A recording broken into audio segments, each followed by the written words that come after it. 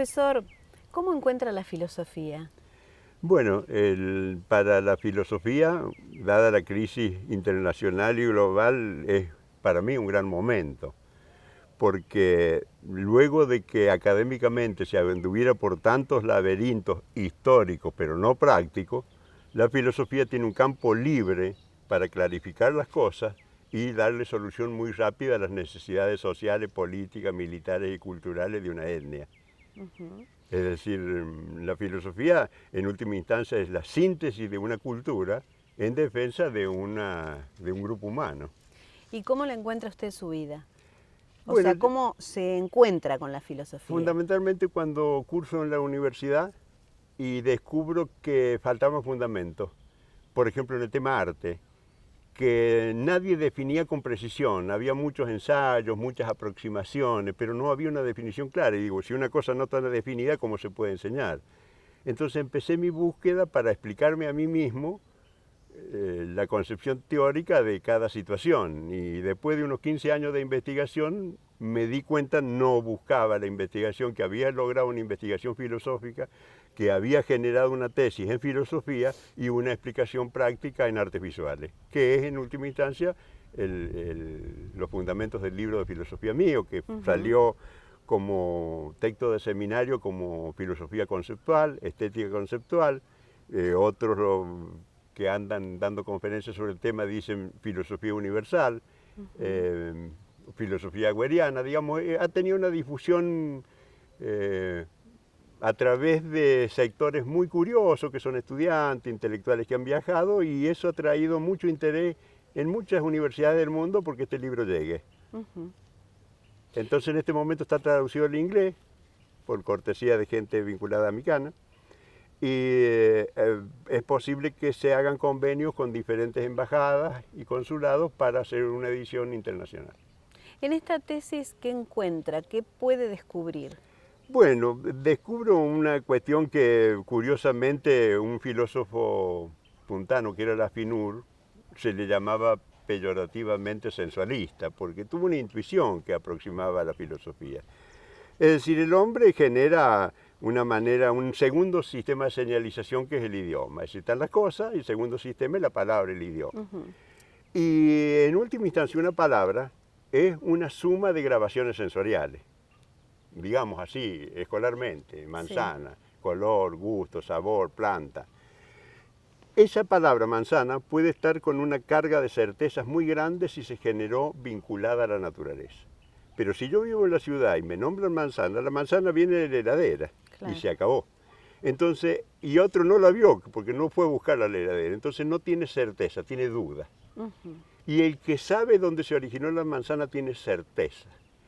La palabra cierta genera conceptos verdaderos. Luego, los que no generaron palabras ciertas tienen una cosa que anda muy en boga en la sociedad. Les reprochan a alguien y le dicen que te crees dueño de la verdad, como si la verdad no existiera. Y yo les digo, sí, el que conoce el origen de las palabras y cómo se originaron las cosas, sí es dueño de la verdad, pero el que la recibió de segunda o tercera mano es dueño de la duda.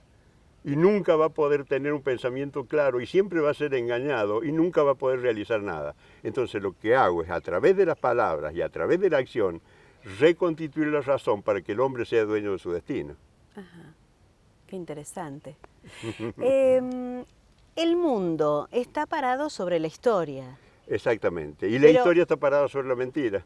A eso me iba a referir. Si es una historia verdadera claro, o una historia mentirosa. Son formas o eslogan de propaganda en que el vencedor la arma de acuerdo a su conveniencia. Hace unos días me entero por televisión, digamos porque también tiene sus grandes ventajas la televisión en un programa histórico, de que el supuesto imperio romano, que peyorativamente llama bárbaros y bárbaro se transforma en una palabra peyorativa como barbarie, nunca fue así, fue inverso, es decir, todas las tribus celtas tenían un nivel de civilización increíblemente superior y muy exitoso. Fueron los que generaron caminos, rutas de mercadeo, centros de comercio. Y los romanos lo único que hacen es someterlos a la destrucción, matarlos, pasarlos a degüello para sacarles el oro y reconstituir el déficit de su de su nación. Y luego escriben la historia y borran la historia verdadera, que eran los que realmente hicieron una civilización en Europa. Entonces, comúnmente la historia es escrita mentirosamente. El tema de la conquista americana, sobre, digamos, una invasión que genera más de 90 millones de muertos, también para cosecharlos el tema. Europa estaba empobrecida y necesitaba oro. Así como ahora cosechamos de petróleo a los países árabes y luego cosecharemos de harinas y proteínas al sur de Brasil y Argentina, y sin pagarlo seguramente. ¿Y cómo ve la situación en nuestro país? ¿La cultura? ¿Cómo ve al hombre hoy, al argentino hoy? Bueno, la Argentina está en una franca decadencia culturalmente, fundamentalmente por la destrucción de las universidades. Entonces es un periodo muy triste para la Argentina porque primero destruyeron las escuelas técnicas, que nos quitó una mano de obra calificada y la dignidad del trabajo. Y la segunda, operativo Pinza, fue destruir las universidades y transformarlas socialmente en una cantidad de carreras cortas con inserción laboral. Sí, la dan las universidades, pero eso no es un título universitario, es una tecnicatura. Entonces perdemos la formación humanística y teórica que tenía un universitario, que tenía un nivel de cultura verdadero, por gente que tiene títulos universitarios y desconoce y es ignorante de todos los sucesos de la historia de la humanidad, de las pugnas ideológicas, de la concepción teórica de cualquier cosa. Entonces nos perdemos de generar líderes políticos, económicos, militares, aún religiosos. Es toda gente formadita para un trabajito precario.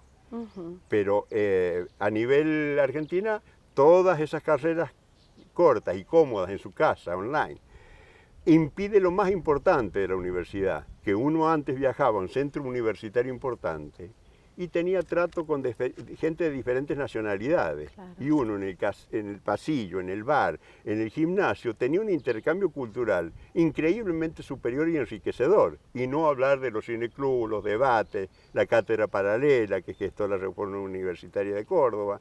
Eso formaba seres humanos capacitados. Hemos destruido las universidades. Hay que reconstituir una cátedra de formación humanística, filosófica, cultural y teórica para recuperar un patrimonio humano que estamos perdiendo. Profesor, ¿la educación es la base de un pueblo? Indudablemente que sí.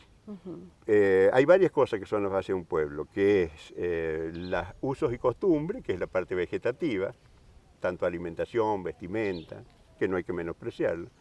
La tradición folclórica, que carga tabú, es reiterativa, no progresa, pero tiene elementos muy positivos, que eran los periodos de iniciación, no tener sexo hasta cierta edad, que permitía, como las tribus del Amazonas, hasta que una persona no es capaz de cazar en la selva y recolectar, no tiene derecho a esa vida sexual, porque eso adelanta y quita energía para cualquier proyecto.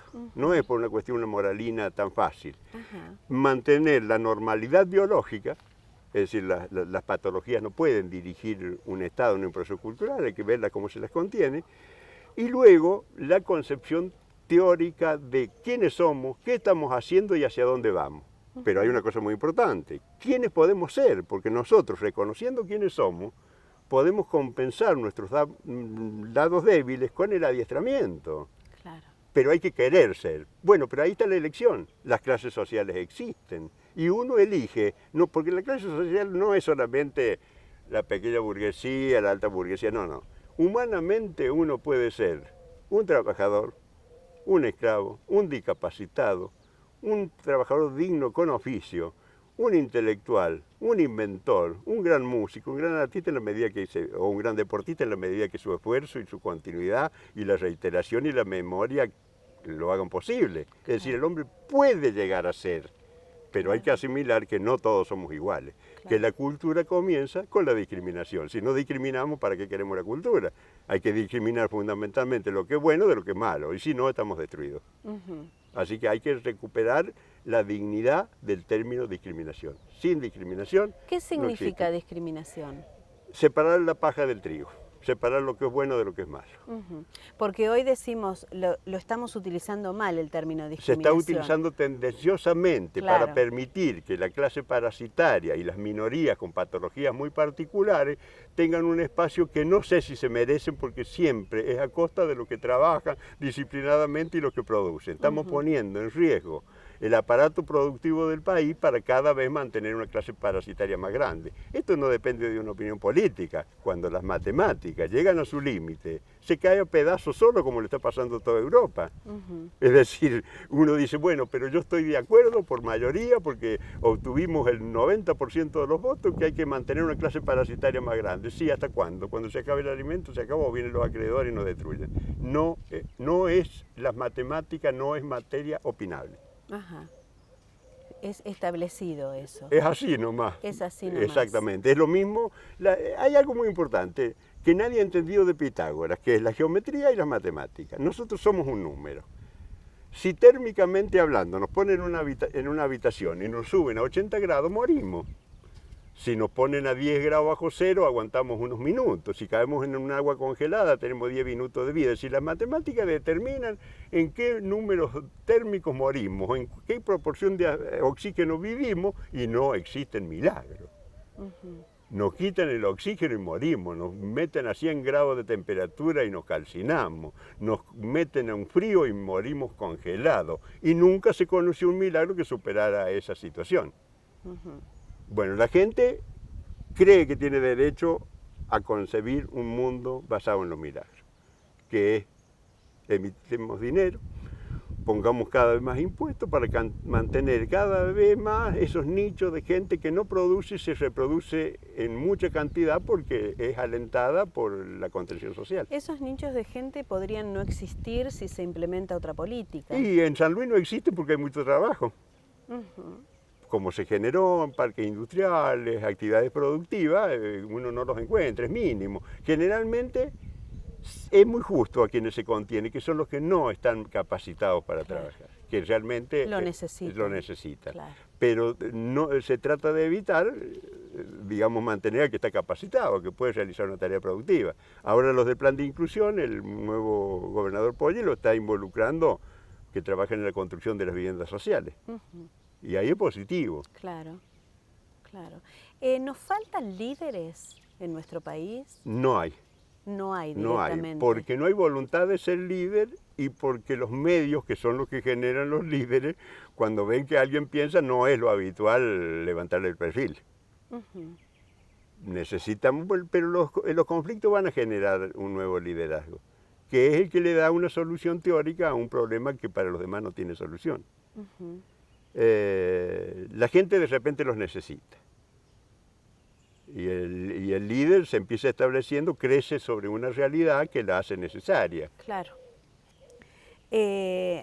Vamos viendo que a lo largo de, hemos tenido líderes políticos, por ejemplo, si hablamos de la historia. Claro, hay una cuestión, nosotros hemos tenido conductores, dirigentes, pero no ideólogos. Por ejemplo, un ideólogo es aquel que sabe la concepción teórica de un proceso de cambio social, que no hay tanto. Marx lidera la Revolución Rusa y otras revoluciones, también está atrás de la Revolución China, la cubana. Acá en la Argentina hubo un caso de un conductor que fue Perón, pero no tenía ideología, era populista.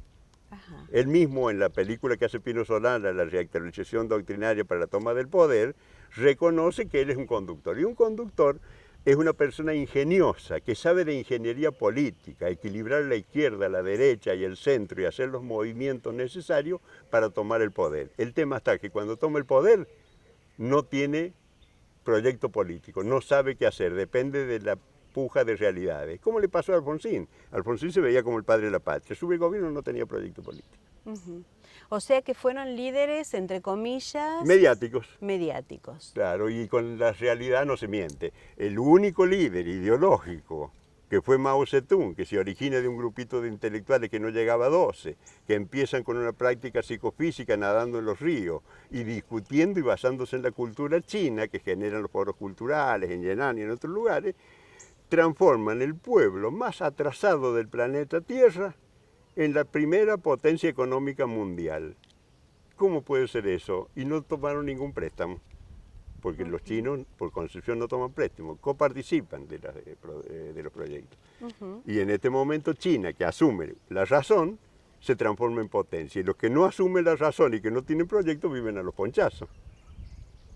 No tiene sentido hacer un puente con un préstamo y pagándolo 10 veces más cuando esperando un año se puede hacer con plata genuina y cuesta 10 veces menos. Esta situación se repite en América Latina. Absolutamente, América Latina, África, India, todos los pueblos que son víctimas del atraso para luego cosecharlo. Ajá.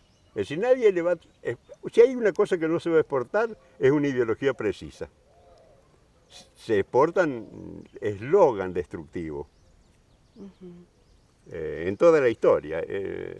Y la cultura, cuando es ajena, es propaganda. La cultura es genuina hacia nuestra, porque generamos una teoría en nuestro beneficio. Si nosotros absorbemos cultura comprándola, lo que compramos es la propaganda del enemigo. Entonces después terminamos visitando Francia porque nos mostraron qué bonito era el Louvre. Y creemos que ser curso es escuchar la Marsellesa e ir a ver las obras de los franceses.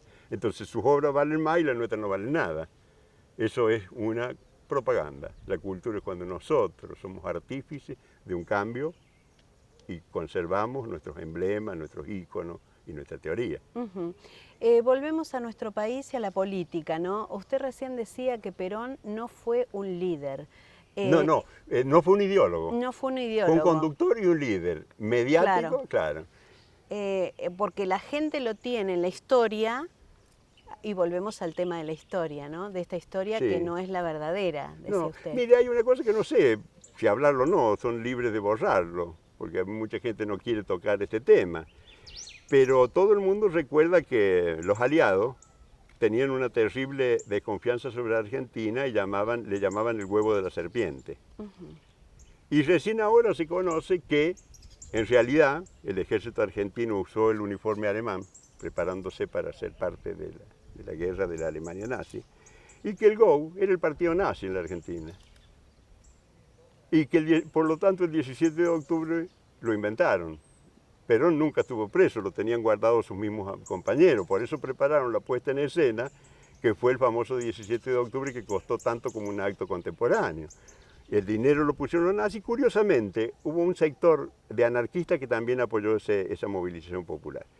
Y entonces, entendiendo que a través, no hablemos del viaje de Eva Perón, que yo la rescato mucho en sus valores humanos, cuando viaja a Italia y trae el barco con el oro y los jerarcas nazis a la Argentina, que eso es público, ¿no es cierto?, generan una cosa que históricamente no la se enseñó en los colegios. Culpa que no lo enseñamos, tenemos los muertos. Porque cuando los mismos que echaron a Perón se dan cuenta que la Argentina, con la CGT de Ongaro, de los CGT los argentinos, Tosco y todos los demás, iba a una revolución social sin peronismo y que iba a ser como la China o como la de Fidel Castro, tuvieron que traerlo a Perón.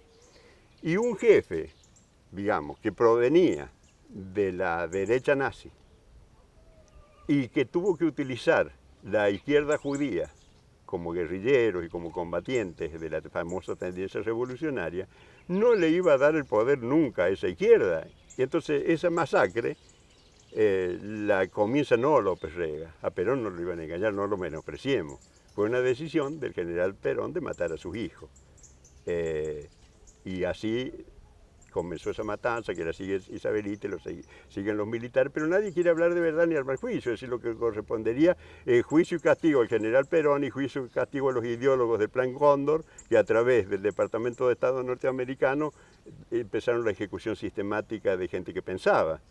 Pero parece que los supuestos intelectuales tienen mucho miedo a ver la verdad.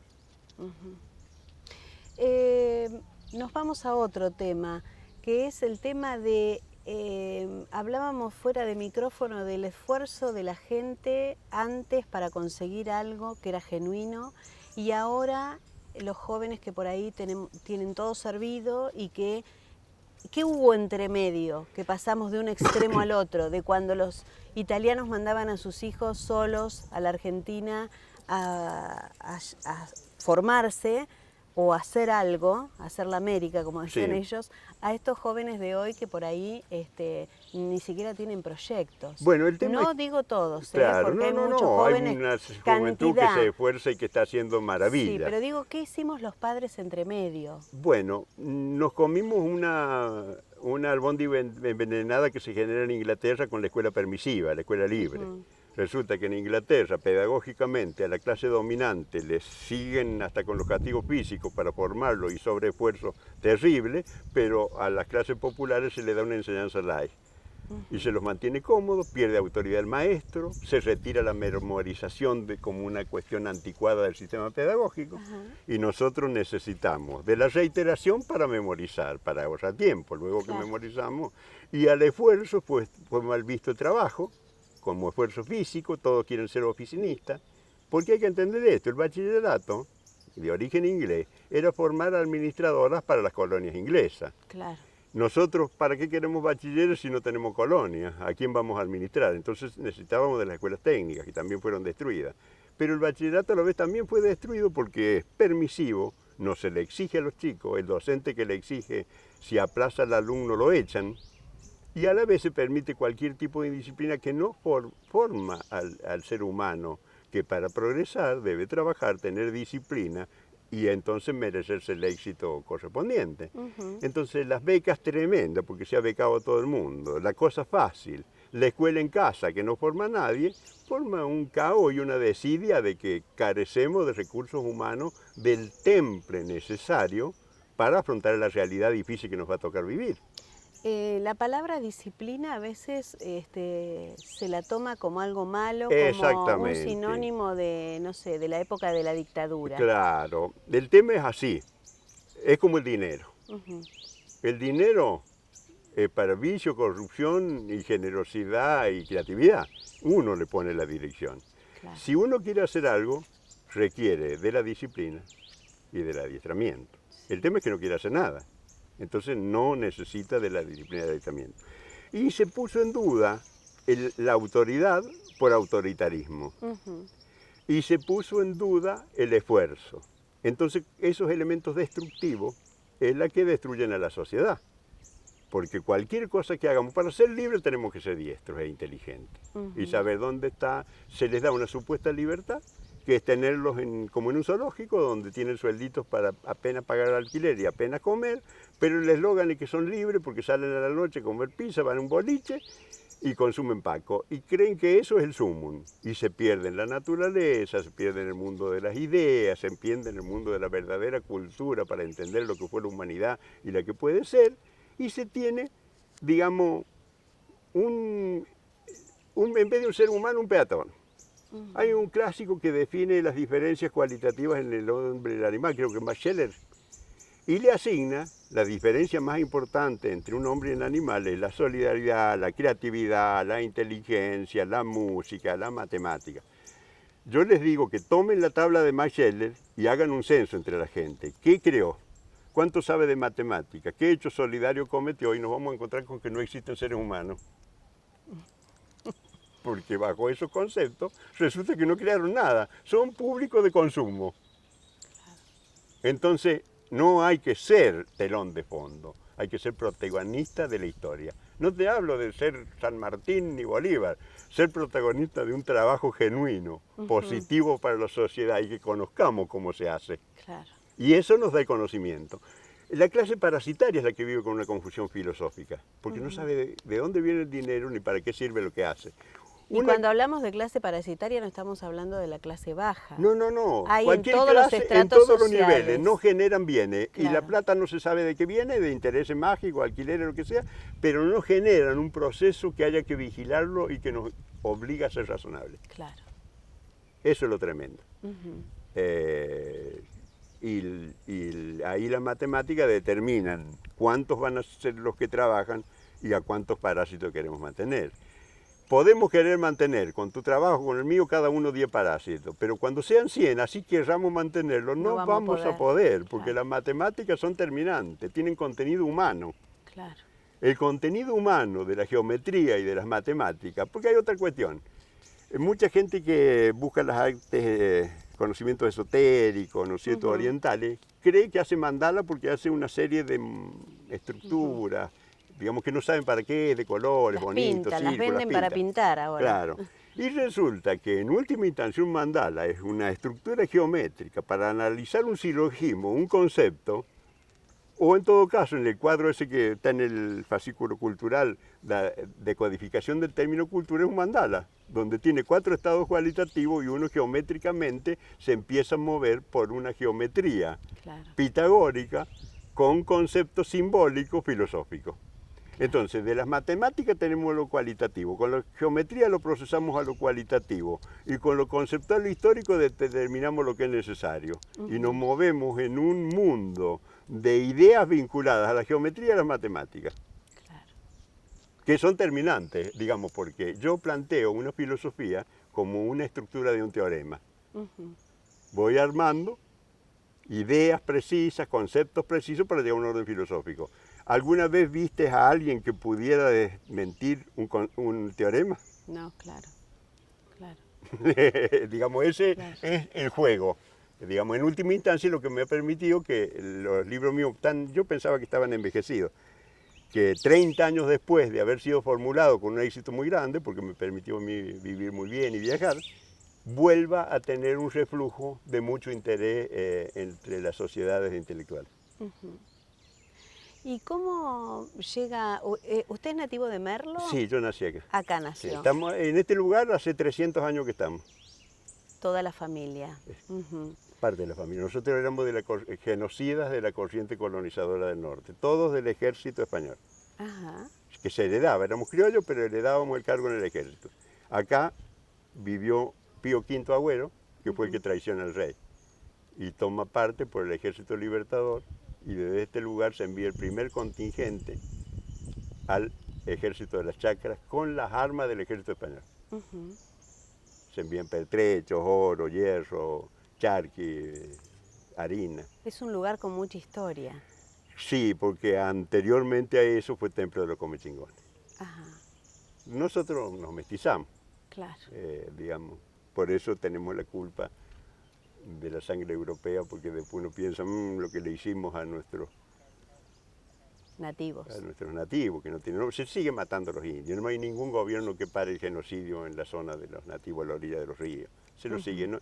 Hablan de cuestión de derechos humanos, sociedad, y me gustaría ver que alguna vez parara esa masacre sociocultural y física con la cual se sigue exterminando a nuestros hermanos aborígenes, a nuestro pueblo originario. Cuando hablamos de derechos humanos, por ahí lo encasillamos en nada ciertos más que aspectos. los que votan y nos permiten llenar una cancha o un estadio.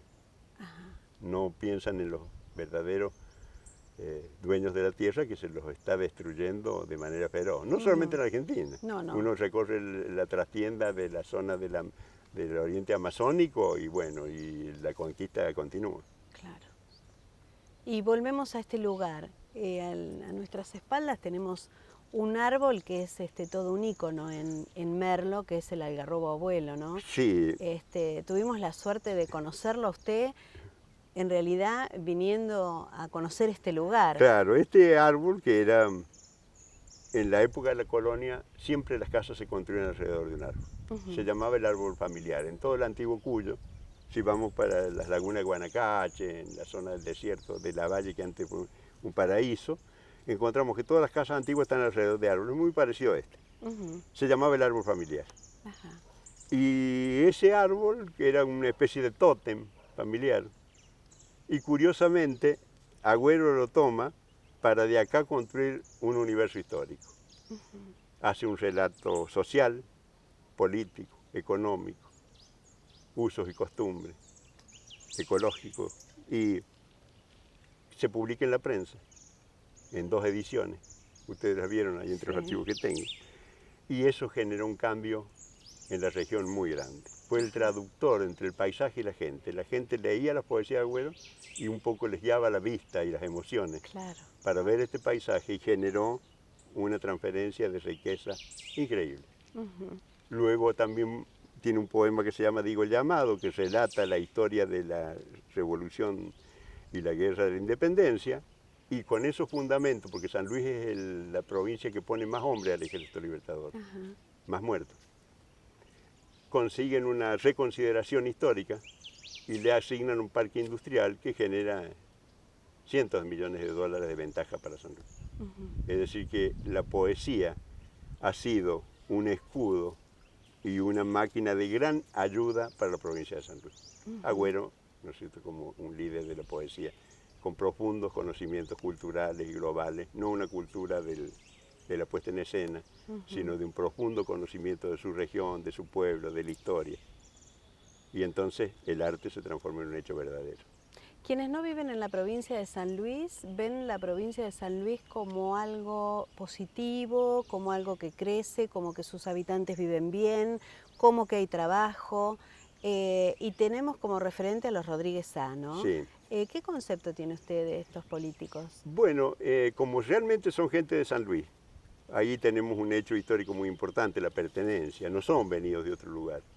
Contrariamente a lo que quieren hacer parecer mucho, han sido muy buenos administradores de los recursos de la provincia y han generado, digamos, presupuestos claros, que uno puede verlo, leyes que controlan, que la mitad, aparte de tomar los recaudos, de tener esos fondos de reserva que tienen, que a veces la nación no se los quiere devolver, la mitad del presupuesto es para obras públicas, escuelas, hospitales, rutas, badenes. Entonces van a ver la provincia mejor asfaltada, con mejores escuelas, con mejores hospitales. Pero en Melo ocurre algo, como hay explosión demográfica, todo eso siempre queda chico. Claro. Pero si pasan nomás en el camino llegando al Algarrobo, van a ver la escuela Antonio Esteban Agüero como le están haciendo, que es un lujo. Sí. Y han licitado otro hospital y permanentemente hay mucho respeto incluso por las actividades productivas. Hay préstamos para los chicos jóvenes, para que se inicien, casas productivas para que tengan un tallercito para ver qué hacen.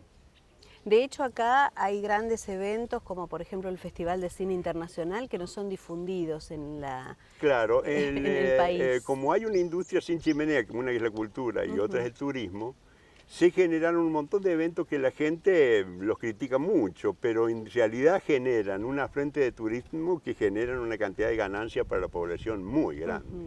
Es decir, gracias a todos estos eventos se difunde San Luis y entran recursos para las más diversas actividades.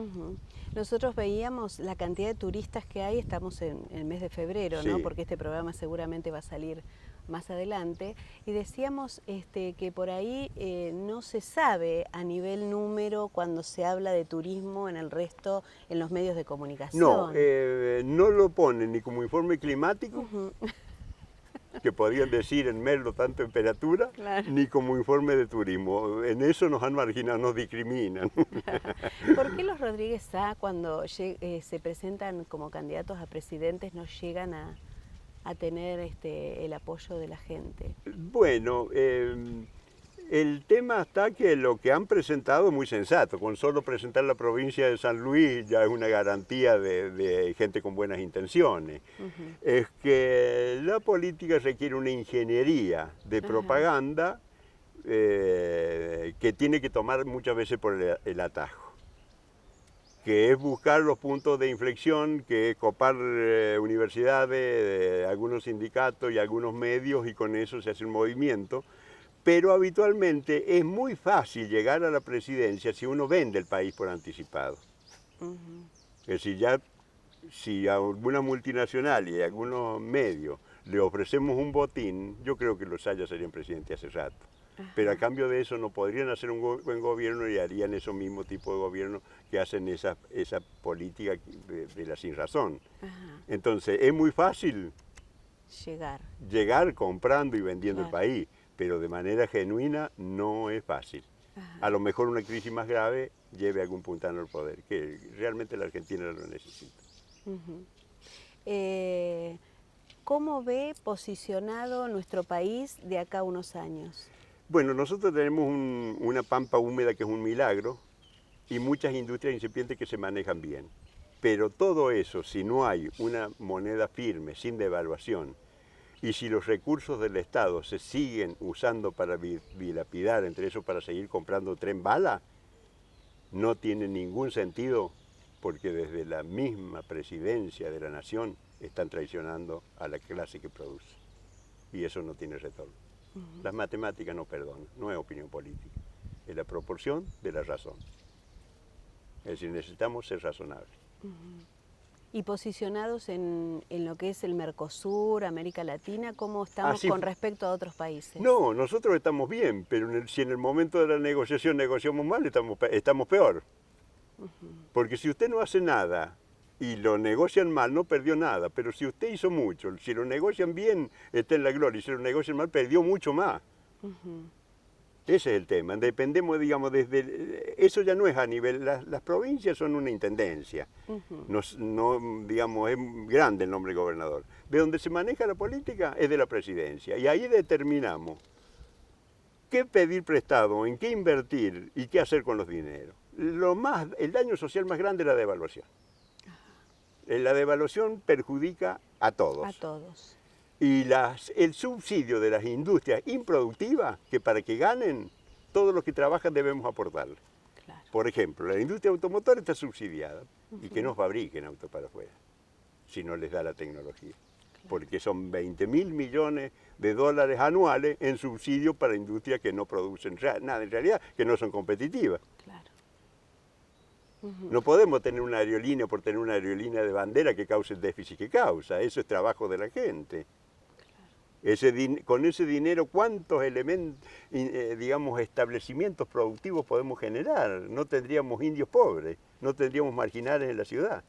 Si a mí me preguntan qué habría que hacer, es 3 ciudades satélites nuevas, planeadas, no contaminantes, donde la gente pueda ir al trabajo sin tomar un colectivo y trasladar, previa formación, a todos los nichos donde se genera la delincuencia.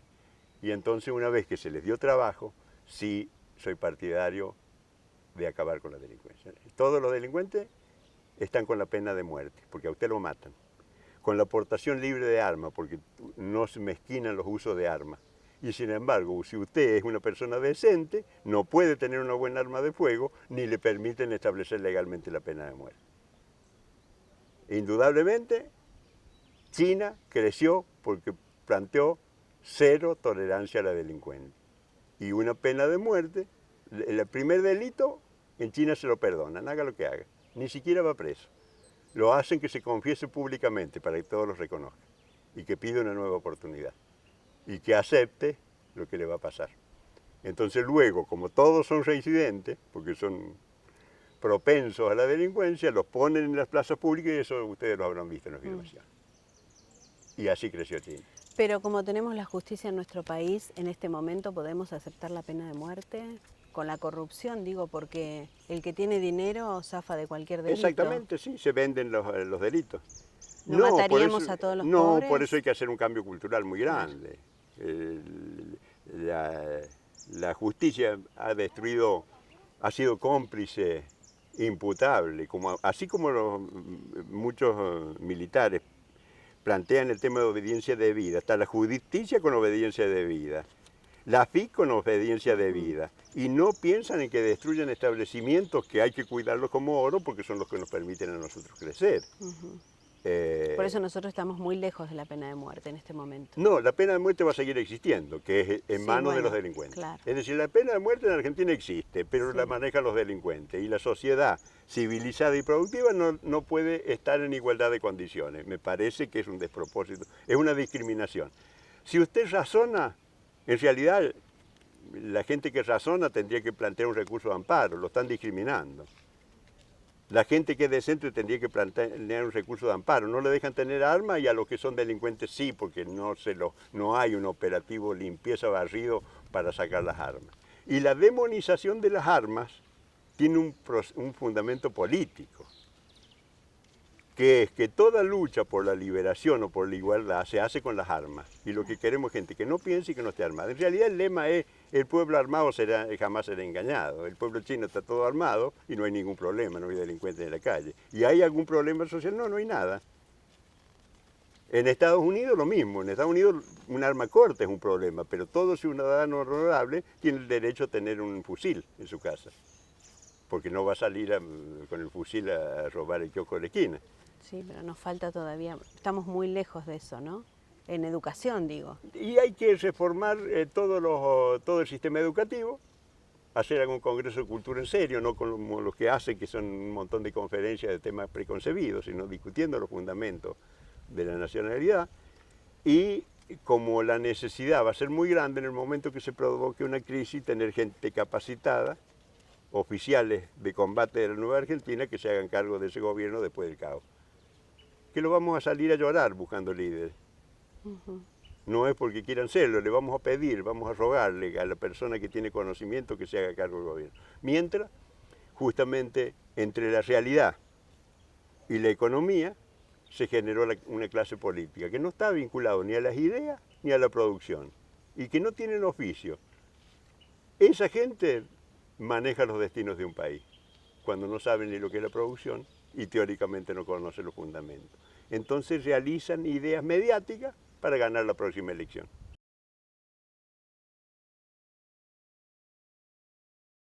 El tema cultura es la clave de un sistema educativo. Un sistema educativo que en la Argentina se está transformando en muy deficiente porque entraron ideas altamente destructivas, que es confundir autoridad con autoritarismo. Cuando nosotros éramos jóvenes desfilábamos con un orgullo tremendo, ahora no hay desfiles, hay como batucadas, y a la vez hacíamos esfuerzo, ahora tratan de que los chicos no hagan esfuerzo, y es peyorativo el trabajar. El tema es que para que un sistema educativo funcione, tiene que haber un proyecto de país bien claro, porque la educación educa para consolidar una nacionalidad. Y el sistema democrático populista no funciona. ¿Por qué no funciona? Porque se fue muy permisivo con permitir y tolerar que la ignorancia y los burros lleguen al poder. Teniendo universidades, no podemos llevar gente muy cercana al analfabetismo a manejar los foros que se deciden los futuros de un país. La verdad no es opinable, no depende de un voto, es un absoluto. Y hay situaciones en que no se puede poner en riesgo la continuidad de un país, de una etnia, la supervivencia de un grupo, por una opinión antojadiza destructiva. Y el tema no es qué es lo que nos merecemos, que supuestamente todos queremos merecernos todo, sino qué es lo que hay para repartir en lo cual nosotros hemos colaborado. Entonces, no hay posibilidad de crisis ni contradicción. El tema es respetar los sistemas productivos con la gente involucrada, respetar el capataz y el gerente medio, respetar el gerente que organiza y que es líder de una producción, y a la vez que el político que representa y coordina los esfuerzos de un país no cometa la alevosía de zafar por la parte más fácil, que subir todos los impuestos de manera desmedida sin pensar en lo que se está produciendo ni en las contradicciones del mercado. Entonces, si nosotros resolvemos un proyecto del país, vamos a poder exigir que se eduque y que el chico fundamentalmente entre a ser un ser racional.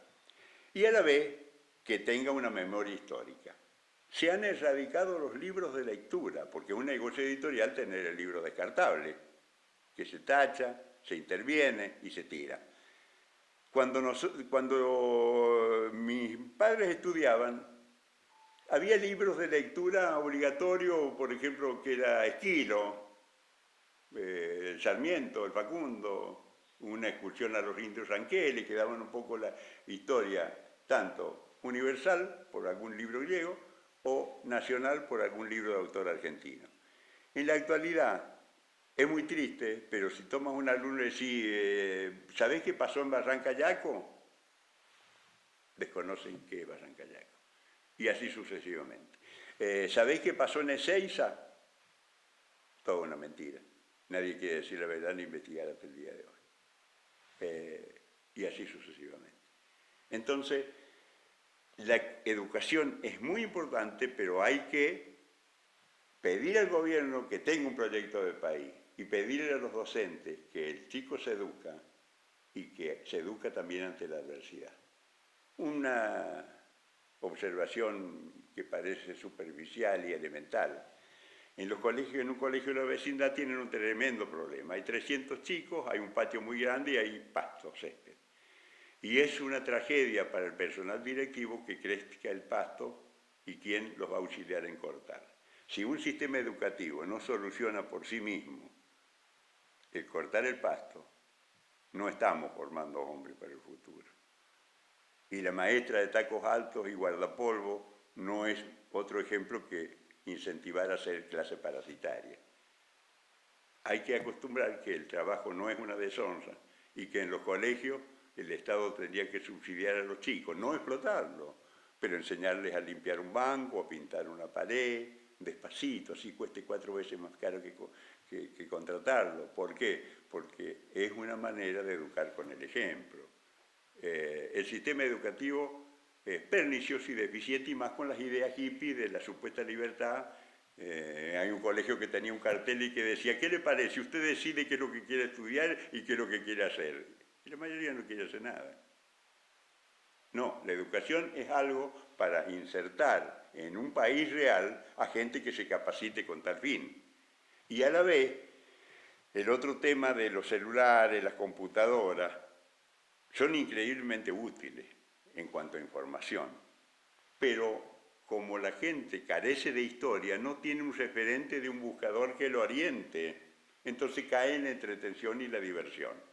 Un ordenador, una computadora, si yo planto verdura, cuando tengo 200 hectáreas pasa a ser útil cultivada, mientras en juego es innecesaria. El tema es que se le prioriza y se regala a los colegios computadoras, que no está mal, entramos en el mundo actual. Pero qué hermoso sería si en cada escuela hubiera un taller de carpintería y los muebles de esa escuela los hicieran en ese taller, y un taller de mantenimiento del colegio y el mantenimiento de ese colegio lo hicieran en un taller. Porque el hombre también piensa por las herramientas que tiene. Las herramientas, si yo tengo un taller lleno de herramientas, me indican cuántas cosas puedo solucionar, en las cuales hay cosas muy primordiales que hasta los astronautas lo llevan al espacio. Un martillo y un cuchillo lo usó el Homo sapiens y lo va a usar los astronautas si estén en los confines de la galaxia. Las herramientas son muy importantes y son también un estado de conciencia. El otro tema es el campamentismo, que nos pone ante la realidad.